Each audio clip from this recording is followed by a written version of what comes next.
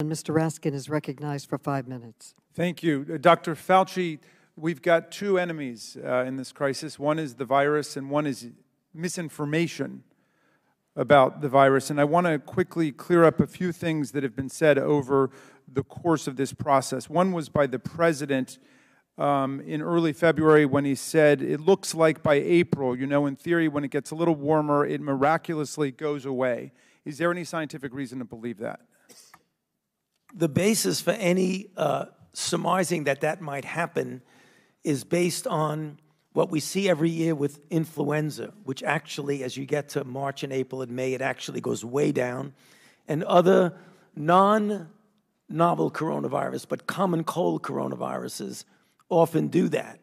So for someone to at least consider that that might happen is reasonable. But, underline but, we do not know what this virus is going to do. We would hope that as we get to warmer weather, it would go down. But we can't proceed under that assumption. We've got to assume that it's going to get worse and worse and worse. Okay.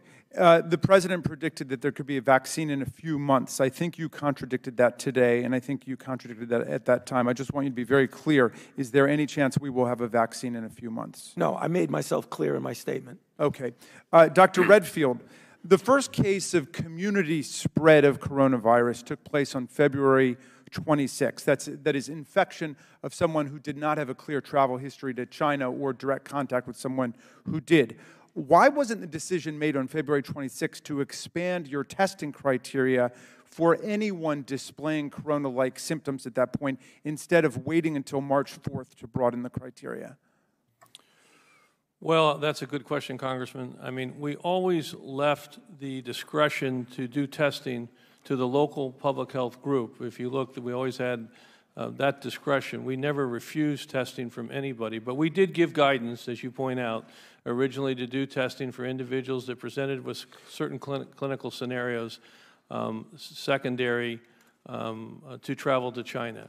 Those two cases in California and several others obviously led us to reconsider those and make it very clear that we wanted up front to tell clinicians if they suspected and the health department suspected, they should send that sample to the health department or us to CDC. Okay, we've been hearing stories about people who've had very compelling reasons to get tested but were not able to. I'll give you one example. A nurse in California was quarantined after treating a patient who had coronavirus and then showed symptoms of the disease herself. On March 5th, the day after you brought in the testing criteria, she put out a statement about her situation, and she said, I quote, "The public county officer called me and verified my symptoms and agreed with testing, but the national CDC would not initiate testing.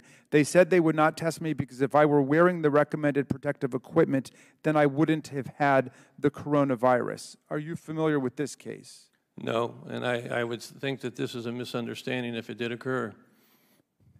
Okay, so what is the standing criteria, the existing criteria for testing now, so we have no confusion about it?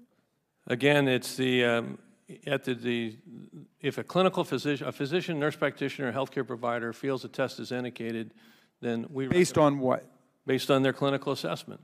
And that's based on does it require that the person have to have had contact with someone who had been on a cruise or who had been to China? This is their clinical assessment. We're not going to judge the clinical assessment. We also say if it's the clinical assessment or if it's the assessment of the public health department, that those individuals.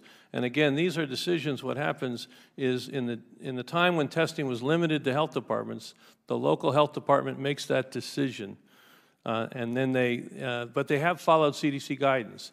Now, we've made it very clear, it's up to the individual health provider and the individual public health to make that decision. Okay, could you make a public service announcement right now for people who are asking the question of whether or not they should be tested? I hear from constituents who are having flu-like symptoms. They want to know, what should they do? What should they do? Well, as Dr. Fauci said, the first thing I would do is to tell them to contact their healthcare provider or their emergency room and tell them they're concerned they may have coronavirus infection, and then follow their instructions to where to get the test.